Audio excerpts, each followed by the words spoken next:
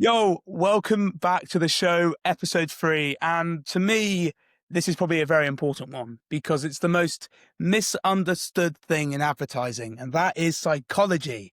And I feel like my man Carson, again across the pond, is a expert at this. So we are all in for a massive treat, and hopefully I can be helpful along the way. So Carson, mate, do we keep introing ourselves, or do you think No, what do you we're think? good now. If people want, they can go back and watch the first or second episode. But by this point, we're just gonna keep the ball rolling and get the intros started. But dude, it's another week in paradise, right? Another week getting to work in advertising. Life is good. Yeah, I'm traveling to NYC tomorrow, so we're filming this on Tuesday. yeah, we've changed. Yeah. Yeah, so we had a couple changes, but dude, we're here. We're getting to chat it up, and yeah, this is one of my favorite topics for sure because I think there's a lot to unpack here. And a And lot, a lot of yeah. people can take away, like Look, tangible stuff they yeah. can take away. Look, and I agree. And I think actually, I think where a lot of people see value in this episode is we're going to really unpack kind of those psychological principles that the great ads tap into. And we're going to go through our top 10 favorite ones, and we'll kind of give some case studies along the way. And I really hope there's some great value and insights for the audience today. So yeah, I'm really pumped for this one. But Carson, I think the great question to start this off is, why is psychology important? Like, why should we care? Dude, that is the absolute question of the day. So for me, I think of it like this, right? Most of the time nowadays, there's a lot, the barrier to entry in content, you'll see where I'm going with this. The barrier to entry for business and content is virtually zero because we have free organic social media with unlimited distribution, right? On any platform. With that comes a lot of just doing whatever you feel like and throwing it out there into the world and seeing how it does. And I think that like there are very few people that can find success that way. And it does happen. Like, you know, people are good at storytelling. There's also sorts of like factors that can go into that. But when you get down to the root of it is how do you connect with people and make them care when it comes to content, when it comes to advertising, when it comes to really any form of marketing, right? And the reason psychology is so important is because it gives you an insight into how people think, how people behave, and why they do what they do. And not only that, but just like the things that we are wired to think and feel when certain things arise, right? So the reason psychology is important is because it helps you connect with people on a deeper level and get them to buy or follow you or do whatever you're tracking to be able to get people to take action on something. Yeah. Oh, 100%. And, I think for me, I always like to take people back to kind of the beginning of psychology in a way. And there's a really great book out there by Daniel Kahneman of Thinking Fast, Thinking Slow. And I think he really nails the fundamental concepts of psychology. His focus wasn't on advertising as much, but I think the learnings are priceless because he looked at there was like a dual process in thinking. So you've got the system one, which, if you can imagine, is like the fast and emotional side. And you've got the Mhm. system two, which is slow and analytical, right? And it's really interesting because most ads, I believe, are actually won by affecting the system one brain, so the fast and emotional side. And then eventually you give the system two side of your brain the kind of justification of why you bought. What do you think? Do you agree? Yeah, I agree. And there's kind of 3 points that I take whenever I'm looking at a psychology-based ad or, content, movie, TV show, anything, right? There's 3 things I look at, especially in the content and advertising world, that I think you need to nail if you want psychological ads. One is attention. So what kind of principle are you going to use to get people's attention? And we'll dive into the little nuanced ones later of about how you can do that. So attention's one. Memory, recall, that's two. So Mm. you want something that's going to be unforgettable to people. You want them to be able to remember it so that they can recall and go purchase later. Because that's the whole thing about marketing, right? Is recall and memory. Might not be now, but it could be later. And the third one is emotion. Emotion is what gets people to actually act. That is the key factor in all 3 of these. So you have 1, attention. How are you going to get people to notice you? You have 2, Important. memory. How are people going to remember you? And you have 3, emotion. How are you going to get people to connect with you? And all 3 Fantastic. of those together is exactly the type of psychological ad you want to nail in order to get people to buy from you. Great. And I think, Carson, to push this further to the audience is, memory drives purchase, right? I agree. It's important to realize that consumers don't buy what they forget, right?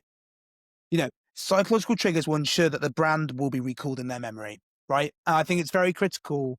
And I think in the world of the sea of sameness, and if you look at Facebook ad library, you will see a lot of ads follow the same structure. And I think there is importance to that, but there's also importance to deviate because people want to feel something. They want to remember something. I think it's interesting, again, going back to the system one and system two thinking is a lot of decisions are emotional and subconscious, right? You've got a great ad will tap into a bias, heuristic, and identify to nudge that behavior. You've got to think of nudging the behavior that you want for the customer to make. I think that's something that you do really well at Mad Advertising. That's one thing I would say. Thank you. I Giving appreciate love it. to my co-host, mate, but like, I feel that's what you do very well, right? You understand what heuristic should we kind of tap into. But I think importantly as well, and I'd love to kind of hear your view on this, but I think how I would sum up, why does psychology matter in advertising? I would say, people don't actually think their way to a purchase. They feel their way there. They actually Yeah. feel something. What do you think about that? I mean, do you think I feeling is 100% agree. And here's why. I mean, we talked about this briefly last week. I think there's a clip of us talking about it, but people will rationalize anything. If you oh, can get their emotions to be the prime factor of why they're committing to something, they will reason themselves into doing it anyway. That's why 100%. emotion is the biggest thing because emotion gets people to care. It puts psychological skin in the game. But if someone doesn't have a care in the world about what you have to say, they will not reason themselves into buying. But if you can, like, let's say you're using FOMO, right? Fear of missing out, and you spin it a certain way of like, use this or buy this in the next 3 hours and you'll save 25%. Their fear will kick in and they'll be like, well, if I don't do this now, am I ever going to really commit to it? Am I ever going to really buy it after this? This is kind of a good intro. Like they're giving me the offer, whatever. They will reason themselves into doing it if you can evoke that emotion. Agreed. And, I think we are getting to a very interesting stage where, and I really recommend this to a lot of people, is when tech moves so quickly, and we are kind of going through a point right now where it is fast. It's lightning fast. And I think what's really important if you're an advertiser is to realize, okay, technology will move very quickly, but behavior does not change. Psychology does not change. What humans desired 150 years ago are exactly the same. Those behaviors are very similar, right? We're just living in a world where tech and there's a digital layer on top of it, you know? Yep, absolutely. So, kind of going a little bit deeper into this, Let's I go. want to touch on each of the three factors I mentioned of psychology that I think are important: attention, memory, and behavior, emotion, right? Perfect. What do you think are some key things people can do for each one of those things? So we'll start with attention. Like for me, I think if you can do something absolutely mad, if you can do something crazy, that's a great way to get attention, right? So breaking the pattern, expectation reversal, those are things that, I think, but what are some real things that you've maybe seen on the internet that have gotten your attention just because of like the visual or written hook, or audio hook that you know piece of content has presented to you? Look, I think let's be kind of on trend. There's this format going on right now where with the Instagram, with Meta, where you have that format where I think it's what?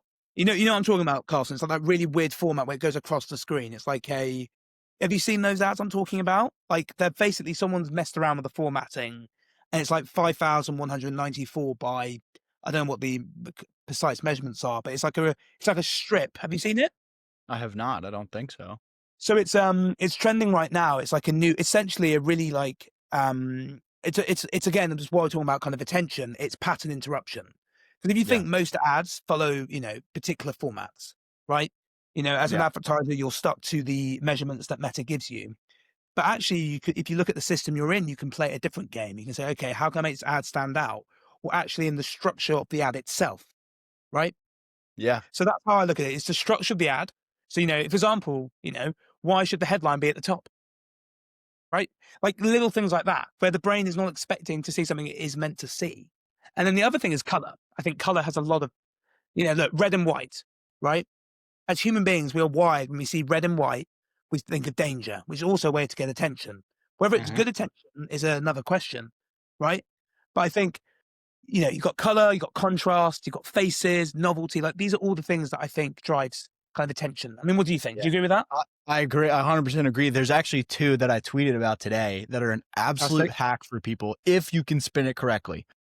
But humans have a bias to stop and assess situations when there are animals and babies present.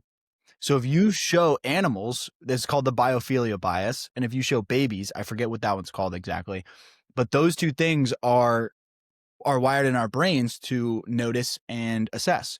Because when you think about it, like primally, animals, we are assessing if it's a danger or not, right? So if it's, a rhino versus a caterpillar, we're going to assess one is danger and one is not. And we're going to think, oh, this is cute. This is cute too, but it could kill me. The other one is babies trigger our brains to assess if we need to nurture or take care of something. And there's a lot of other nuances that go in between it, but those 2 are very big. If Mm, your brand can kind of take those 2 and bring it into congruency with your ad and your brand. mm. And then, I mean, Carson, again, it's interesting. We've looked at attention, so we're kind of okay. We're understanding, what caveman kind of approaches can we have in regarding what grabs attention. So colors, again, contrast, EBs, rhinos, caterpillars. Definitely a title of the YouTube video, by the way. But anyway, but I think I'd love to kind of get your take on the memory side. How do we actually get to a point where a consumer will not forget what they see? They see that great ad, it inspires something within them, maybe a bit of identity, and they then convert. What does that look like for you in the memory side? So this one kind of ties into the emotional side, but I'll digress and explain the 2 differently. So for memory, you need to make someone feel something. When people feel something, they're more likely to remember it, but you also need to make people feel understood. Because once they feel like you get it or you're solving a problem for them or you're evoking a certain emotion, that will stick in their brains. But you have to evoke emotion in some capacity. It could be positive, it could be fear, it could be humor. That's a big Yes. one. Humor effect is a massively underrated and underutilized right now because everybody wants to put out this, proper and cultural, not cultural, but socially acceptable ads. And I think we've gotten away from that because of cancel culture. Mm. So people aren't doing the funny shit anymore. But I think we're getting back into that now, which is a good thing. What? Yeah, I agree. I think that also ties into nostalgia as well. I agree. And I think 100%. Nostalgia is a big motivational and emotional driver for sure. and I think the really key fundamental, if there's the big takeaway from today's episode is start with the behavior you want to evoke, and then build the ad from Yes. there. Really Yes. understand That the is behavior you want to get. 100%. That's how I always start. I work backwards. I'm like, okay, what is it that I want this ad to do? Do I want it to evoke fear? Do I want it to be funny? Do I want people to feel connected emotionally, like they're part of a community? Is this like a social identity aspect to it? What is the core thing I want people to feel? And this differs depending on, what the product is, what the brand is, Precisely. different angles, stuff like that. But that memory is very much so connected to emotional relevance. And I think just relevance in general, right? Relevance, I have a theory that relevance is the king of status. So if something is not relevant to somebody, they don't care what it does. Let's take an example, right? Let's say you are super into the Twitch side of like gaming and stuff like that, right? Okay. Yep. You would value Kai Cenat as your like celebrity, right? Me, someone who doesn't really associate or watch or am in that world, I don't really care. I don't really care, and I don't think Kai Cenat's a celebrity. But if you go into the sports world, for me, you're talking about Tom Brady as a celebrity, right? So there's different status rules is ruled by the relevance of whatever you're talking about. And if you can make something relevant, that gives it status and increases the ability for people to recall it because it's important to them. Agreed. And I think actually this is where a lot of, and actually this isn't me, this is Seth Godin. I think he talks about this quite a lot in the books that I've read from him is if you try and build something for everyone, you'll build for no one. And I think it's really important to understand, for example, as you're right, if you're in the gaming culture, Kaisen Nat is someone that you probably look up to. But if you're a Midwestern American, you don't know who the heck, Kaisen Nat is. So I think, and again, I think, look at, this is where I think brand is so important. And I think brand and ads, there's a great tension at the moment from, should we even care about the brand? And I think companies that have gone too far away from their principles have really struggled. We were talking off camera about the brand 2 days ago in the Himalayas. Do you remember we were talking about this? Yeah, Arc'teryx, yep. Yeah. I mean, look what they've done, right? A company that champions outdoors exploration at a luxury style have had to come out with a written apology that they've, you know, and I think that is a great warning for brands. Do you not agree? Yeah. Agreed, and we've talked about it before with Nike. I mean, there was a good probably 5 to 8 year period where they got away from their brand and people were like, couldn't give less of a shit about Nike. Now they're kind of getting back into it and people are a little bit more for their, where they've rooted themselves. And I honestly think that a lot of that has to do with people getting away from, or Phil Knight stepping away from the brand more. And then now they've got this new CEO who's brought this new culture. Mm. There's a very big thing to be said for brand because it ties into all of this stuff. But going into the emotion side, what are some big ones? And we can segue this into the principles that we'll talk about next. But what are some big emotions that you think people need to target more and that you see a lot on maybe the internet? Oh, I would say aspirational desire. Number one, right? Yeah. Ads are not meant to sell a product. They're meant to sell a better version of the customer, right? Stop being selfish. Simple as. If you're making ads, think, what is the outcome that my customer wants from this, right? Because realistically, yes, it's great to name off the features and whatever, but you want to actually sell where they'll be, right? And here's a great example, right? A lot of supplement brands will be like, oh, lose 30 pounds, right? But we talked about this last episode, right? No one cares about losing 30 pounds. They care about being a dress size down, right? Yep. Or wearing a different type of shirt they would never have worn because of the weight they had. Yeah. And I think that is critical, right? And I think for me, where we should be going next in this conversation, one of my fundamental teachings that I always say to people is I think we agreed on this as well. These are probably our core psychological principles in advertising we're going to go through, right? Yeah. And then we'll talk about some kind of peripheral ones as well. But for me, I look at, and I won't name all of them, but the ones that I think are my favorite four would be social proof. And for people that don't know what social proof is, that it can be reviews, that could be testimonials, that could be bestseller labels, right? And that can really help you leverage that kind of herd instinct, right? 100%. You've talked about scarcity and FOMO. But for people that don't know what that means, it's kind of looking at limited time offers or a sense of exclusivity to increase the perceived value of that product or service or whatever. And then two more, and I'll let Carson name some of his favorite. I won't name them all, I promise. I absolutely love anchoring. Price anchoring is one of my favorite, right? And essentially is the first price that someone sees will frame all other prices. So if you see a lot of ads where it will be £50 or $50 and then they'll slash the price and put 25, the customer will believe they're getting a good deal because they've seen £50 as the anchoring price, right? And then last one would be loss aversion, right? I know you know more about this than Big me. one. It's the big one, right? And it's fear of losing out. Is probably and is more motivating than gaining, which seems quite counterproductive. But I think a lot of psychological principles are counterproductive. They don't seem to make sense until you actually really deep dive. But Carson, I mean, from what I've said, are there ones that I've missed? Because I feel like I have. I feel like you could help me Yeah. there. There's you hit 4 of the core 8 that I like to talk about. Okay, That's perfect. perfect. Down Obviously, the like middle. you got it. You got it perfect. So, obviously, like Luke said, social proof, scarcity/FOMO, anchoring, and loss aversion.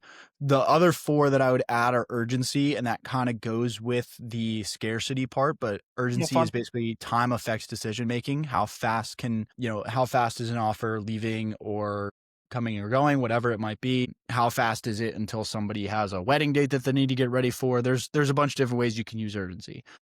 Reciprocity is a big one, so that basically states that, like, people feel obliged to give back if you've done something out of goodwill for them. Oh, That's a big one. That can be tough to put in your ads. That's very much so like a customer service specialty. And then the other 2 are identity marketing, so that's basically social identity theory. And then the last one would be framing. So framing is how something is said affects how decisions are made and how they're perceived. it's interesting, isn't it? This kind of concept of framing. I think it's one of these ones where you've got to, I think we're in a very interesting point right now with kind of where advertising is going, and I think people just have to understand the frame that you give people to understand what you're offering is so critical because you're going to have someone's attention for a max of 3 seconds, maybe a bit more, maybe a bit less. Yeah, if you're So, lucky. you know, it's and it's important. You've got to really, understand the frame and make sure that you can really get across your message in those 3 seconds, right? You may be like, well, Luke, it's a static ad, right? But what's a glimpse? A glimpse is even milliseconds, right? I heard a study to just I hate to cut you off real quick, but this is a Go for great it. kind of insertion is I saw a study recently that says I think it's either zero point 0.2 or 0.4 seconds is Yeah. how long it takes for somebody to subconsciously register if they want to scroll or not scroll. I don't remember the study name, but you can look it up for sure and drop it in the comments if I forget. But that is like how small in terms of time you have to get someone's attention subconsciously. Now you have those 3 to 5 seconds to keep it, but you're basically hoping that once someone scrolls, they instantly are interested in like or they're interested in immediately registering. Took me a second there to Yes. understand if they want to subconsciously scroll or not scroll. But I digress now. Back to you. I think again, I think this episode is so important for so many different reasons. But I think, I feel like we're going on quite an interesting journey. So we're mapping those really core psychological principles, the ones that a lot of the great ad makers have kind of based a lot of their work on. But I think it's important to help kind of, where is it going? What is the modern layer? Where is the tension between digital and psychology? I think what's really interesting for me is I think a lot of people don't sleep on this because I don't think that's fair, but I think people underestimate the importance of the platform that the ad is on, right? Yeah.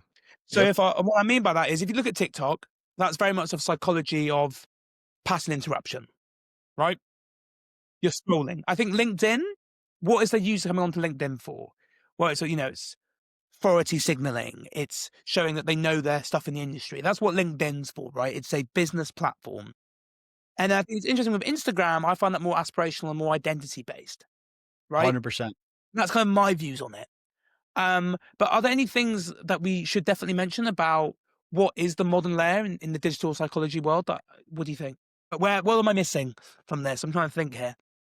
I think that you covered the distribution side, which is very important. You need to know the platform and what it is that you're trying to do. But I think another thing to think about is not only like the distribution center and what you're looking to do and the motions and stuff like that, but what is the most common format type on said platform? What is it that's going to stop people?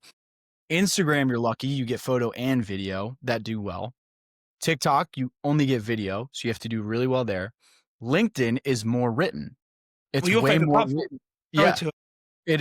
it is way more written. Same with X. Like those 2 are big written platforms when it comes to content distribution, right? So you need to be able to have mastery in whatever field it is of your distribution layer.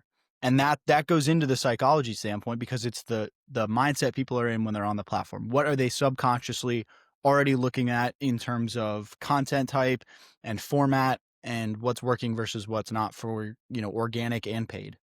I think organic and paid, and I think, you and I look at creative testing very similar in a very similar way, but we also have slight differences. And I think what I find interesting about creative testing now is I look at what I will do at Big is we look at briefs kind of more so like a behavioral hypothesis. So it's, one behavior per brief. So what is the fundamental behavior we're targeting in this ad compared to the other one? Right. We talked about that last episode, didn't we? Kind of about looking at what are the modern companies looking at and how are they approaching creative testing. And I think it's interesting. I think A/B testing, in my opinion, is actually a psychological lab. Ads are experiments in human behavior, and then you work out what human behavior is pushing the most product because look, we're here to sell, right? And yeah, do you agree? I agree. And I got another question kind of piggybacking off of what we've talked about so far, but what do you think is a very big bias, principle, or theory that companies overuse a lot? They abuse the power of it, because I have one in my head that I think, but I want to get your take on this. So I'm intrigued here. So when you say, are you saying it in a positive light? So it's a good amount of overuse, or is it too much? There's too much of it. Like if from a lot of brands overuse, said bias, principle, or theory. What do you think is one that people abuse a lot? You know, it's interesting, right? It's one of my favorites, but also one that I think is getting to a point where the audiences are becoming numb to it, and it is social identity. It's social identity theory. It's Really? the and I'll tell you my thinking, right? And again, we can disagree, and I think that's a good thing. Yeah. But I think people, right? They I understand that they don't just buy products, right? They buy the identity that comes with it. But what I think's happening is, and this kind of leads into kind of when you're doing social identity theory, it's also important to use social proof within that. And I think people are getting numb to the fact of 10,000 5-star reviews or, testimonials because people are starting to realize actually, A, they're quite manipulated, and B, everyone's claiming it, right? I'm a big believer in supply and demand. What happens when, because right now we're in a trust deficit. So how can companies show trust? I mean, look at Meta, right? They're now analyzing along the funnel the reviews and the actual things when people are sent off the platform to then buy, right? I think we're in a very interesting kind of period now, looking at of how do we build trust. And I think and something that I always talk about to brands is how can we lean more on the community that we're building, right? How can we do community events? How can we do things that, because I mean, look, AI is wonderful and AI is great, but you can make ads very quickly. Not good quality ads, but you can make ads quickly, right? So I think it's what can you not build quickly? Well, you can't get a group of 50 people to go and if you're a supplement brand or a electrolyte brand, you get a group of 200 people to go on a run in London as a run club. You can't do that very Yeah. easily. So I think that's my thing. I don't know. I mean, what do you think? In your opinion? I think the most overused and abused is by far FOMO and scarcity. People Ooh, are always running last minute discounts and all this bullshit where, that you only have 24 hours to get the deal when really it's just a reset clock every day. And they just get into keep Black setting, Friday. and they extend their offers. And it's always something that's like more manipulative on that side than it is for if you're using all other like these other principles that we've talked about, right? Like I think that one is very overused and abused. And But now that people know, they're gonna have the red car effect happen to them where every time they see an ad, they're gonna be like, shit, yeah, they're just trying to get me to buy. but also as well, it's interesting because the fact that people are now becoming more aware to that, that tactic. What you'll see is a lot of customers will not buy because I think there's another discount coming. Yes. Yeah, But there you have just been, it's a perpetual loop. yeah. I mean, look, I'm not gonna sit and say there haven't been great companies that have built from this principle. I mean, look, you've got what in the UK, there's a company called the White Company, and they grew a great business by 20% discounts, but essentially on all their products at most times of the year, right? And they would go 5, 10, 15, 20. So even though customers knew that they wouldn't buy at the 5, the 10%, or the 15%, they'd always wait for the 20%. But also, that's actually quite clever because when you get to 20%, they'll buy. So all you need to do is just inflate your prices before that, and then you actually get the price you want, if that makes 100%. sense. Yeah, So I think 100%. I do agree that I think a lot of brands just whack on, they'll say, 24-hour offer, and they don't mean it. Yeah. So how do you think like smaller brands who maybe can't afford the hit from a brand perspective or the discount, how do you think they can use psychology without sounding or feeling manipulative to their customers and their ideal prospects? What in the sense of how do you drive conversions, would you say? Yeah, like, how do you think people can drive conversions using psychology without feeling manipulative? You know, like they're Well, exposing people for, because I know there's gonna be people being like, "Using psychology is wrong because you're exploiting humans and how they behave." I disagree with that entirely, and I think that's a very small group of people, but I think there still is that thought, like, "I don't wanna be manipulative. How can I avoid it?" I think for me, I fundamentally believe, and again, I think we're both very similar, is we only work with brands that we actually believe that they're doing great things, right? And I think for me, I won't work, or mean Big will not work with companies that we don't believe are making a difference in the world. We're very big believers in, we want to really stand behind the products we advertise, right?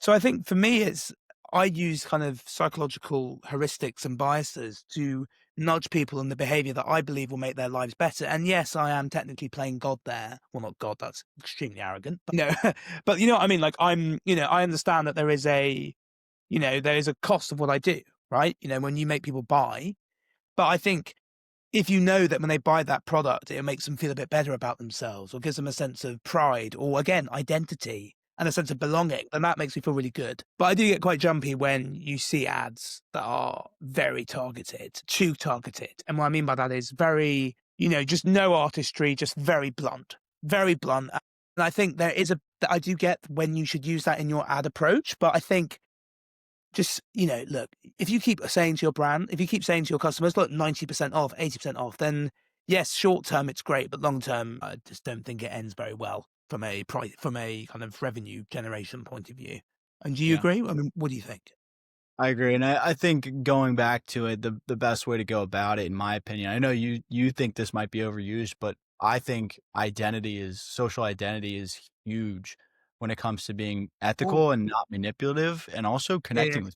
That's the best way to get people to like your brand is to show them that you're alike and your group is with our brand, right? yeah. People don't want to be in the out group; they want to be in their in group. So if you can use their identity to welcome them into your in group, you're going to have success there because there's people like them. They want to be a part of a community and a culture that is similar to how they see themselves and want to see themselves. And I think talking about kind of social identity, and yes, I was kind of slagging it off, but I would say one of my favorite ever campaigns, and it's probably a lot of people's favorite campaigns, which, uses scarcity, a bit of simplicity in there, a bit of identity there, and a sense of framing would be Apple's Think Different, right? What an unbelievable ad to show social identity, right? It's one of the best. It's how do you choose and target a select group of people that want to change the world? Well, they want to think different. I mean, that is a great example, in my opinion. It is. I also think a great brand to bring up for social identity theory is The Economist. Oh, yes. I mean, Now you you want to talk about a brand that nails their messaging ad after ad, it is absolutely The Economist. I mean, they know that their readers are people who wanna be smart, people who are smart, people who like to read and consume information to be like, the guy in the boardroom, right? I know they have one ad that talks about, it says, I think, "Lose the ability to slip out of meetings unnoticed." Like, that's gold. That's gold. You're basically saying you're so important, people will notice if you leave the room because you're so smart.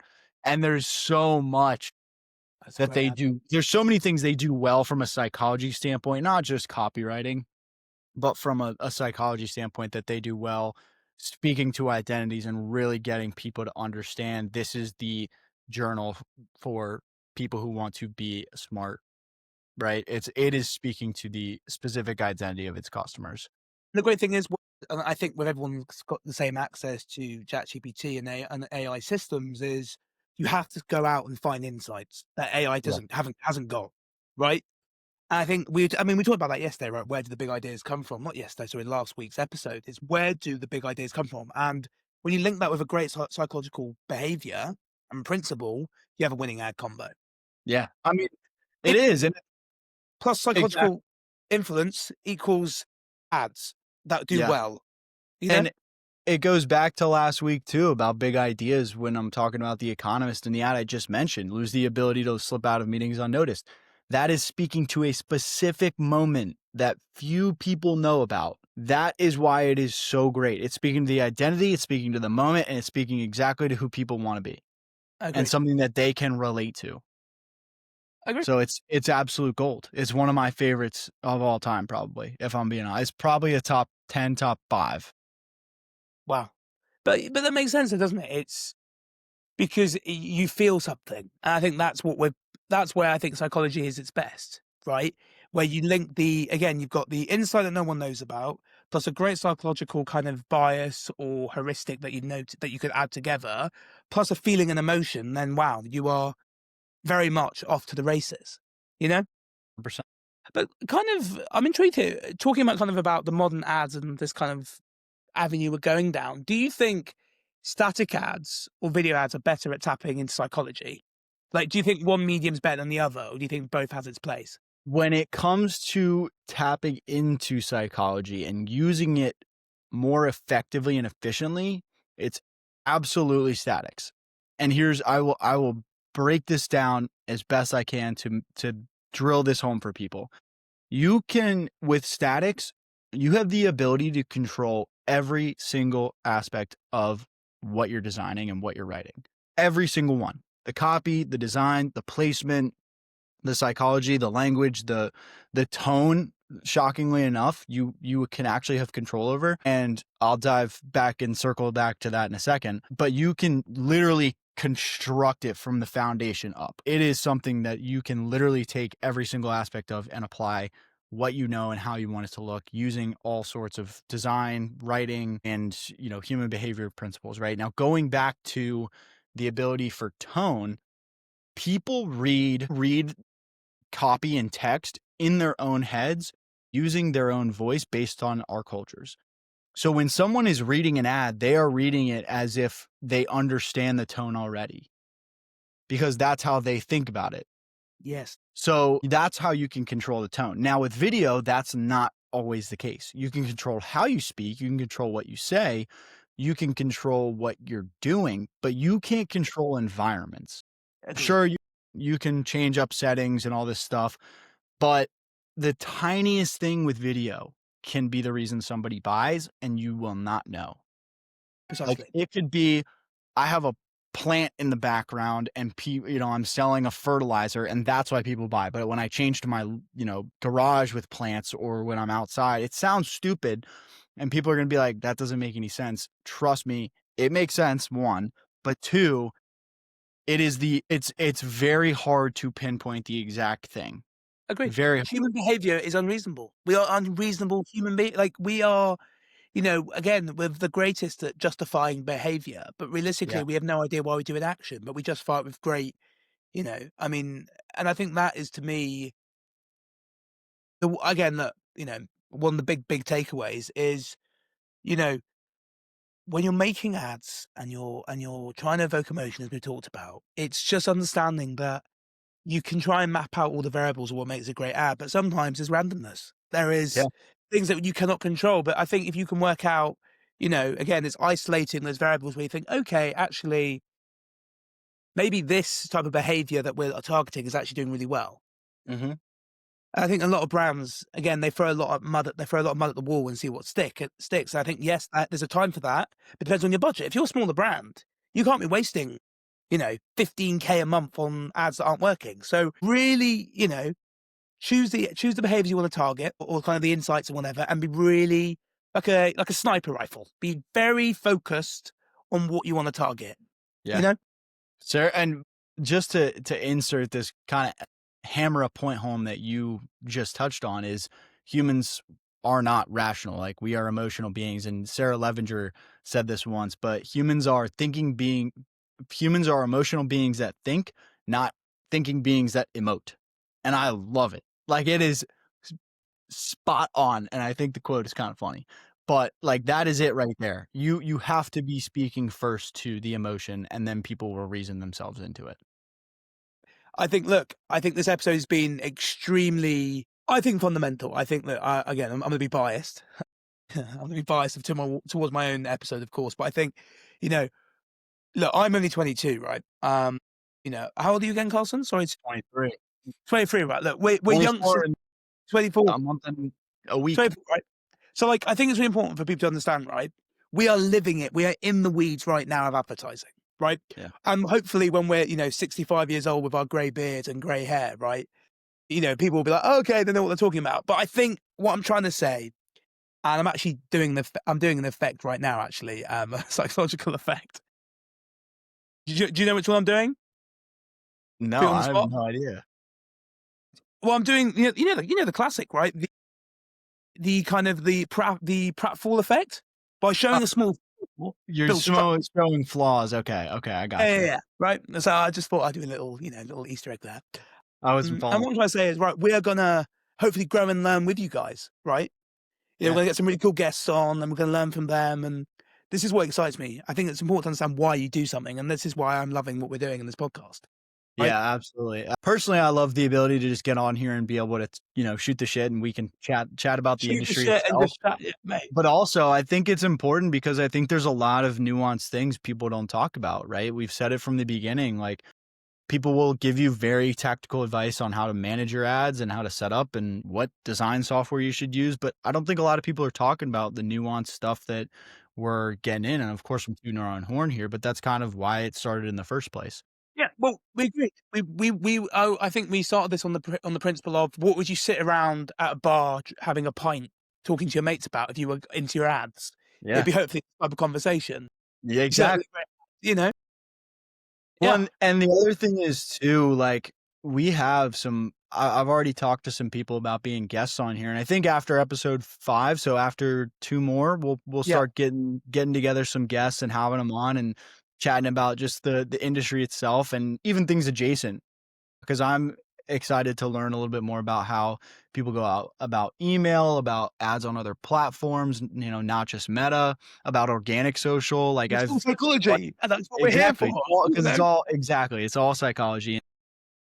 I know we didn't get the chance to dive more into the more complex psychological theories, but shameless plug here, if you do wanna learn a little bit more about those, you can check out my newsletter. It's, madvertisingusa.com. It'll actually be out every Wednesday, and this will come out on Thursdays, but, go subscribe to that, and I'll give you the goods, or also you can follow me on any social like Luke. Yeah, also as well, just to quickly add, I think we may definitely just do an episode where it's just talking about those 10 really, high level principles that you and I Yeah, use I on. think that'd be good because I think there's a lot to talk about on the more complex side where people might not be aware of certain effects and biases, and I've got a document of 100 something that I could pull up for us to just Yeah. look at while we talk about it. And that's what I mean. And I think what's really important is where I see the vision of this channel is we start a lot of it will be like these podcasts will be very raw and just us talking about what makes us happy or makes us happy and excites us. But the episode, but the more kind of like more kind of executed and more time stuff, that'll be, great lots of information, but in a really digestible way. This is just a different way of digesting it, if that makes sense. 100%. Yeah. But look, thank you so much for listening. Episode 3 out of the way. Let's go. Episode 3 of the Good Ad Fellows has officially been completed. My goodness, it nearly So didn't. drop a It like, nearly did. drop a comment. Just to your friends, help us grow a little bit. We're trying to help as many people out as we can. And if you're a good fit for a potential guest, hit us up and we'll see how we can Love get you having on in guests. the future. Thank you so much for listening. Yep. See you in a bit. Bye. See ya.